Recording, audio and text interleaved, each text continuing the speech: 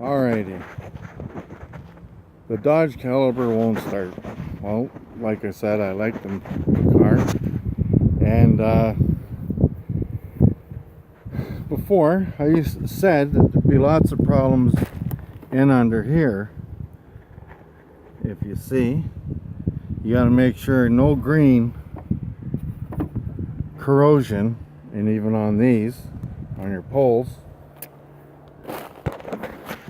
And then, as you can see, I took the fender off, and it's only held by one bolt right there,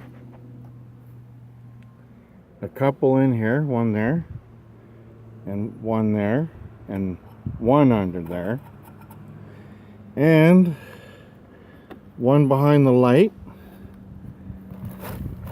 and two nuts there, and down below right here are two, and then voila, you get free access. Now you see there's the trunk line coming from the main brain, I guess, or from the dash, and it goes down in here. I might even have to take this light out because I'm not getting as close as I want to. But as you can see, I have wires that have broke. And there's still a couple more that are broken there because the car won't start. And I was telling you about relays in an earlier video. And here's the relays. And if they start to corrode,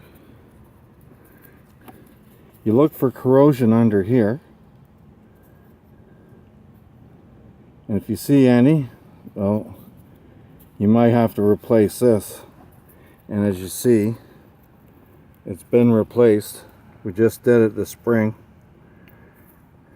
and put the new relays in it, and they're not cheap either, but it ran beautifully for quite a while.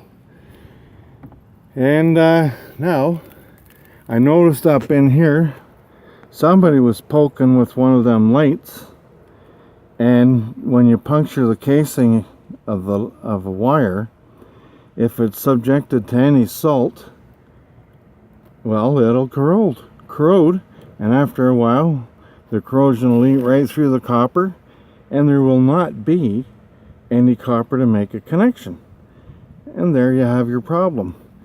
What a bad place to have, right where there's all kinds of water.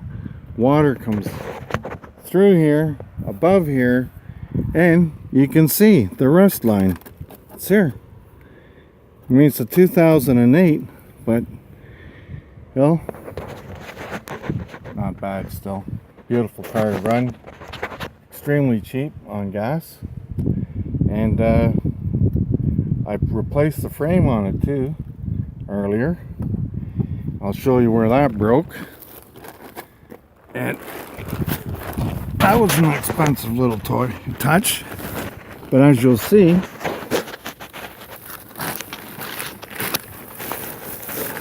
way back there, and it's all brand new. Beautiful job he did. And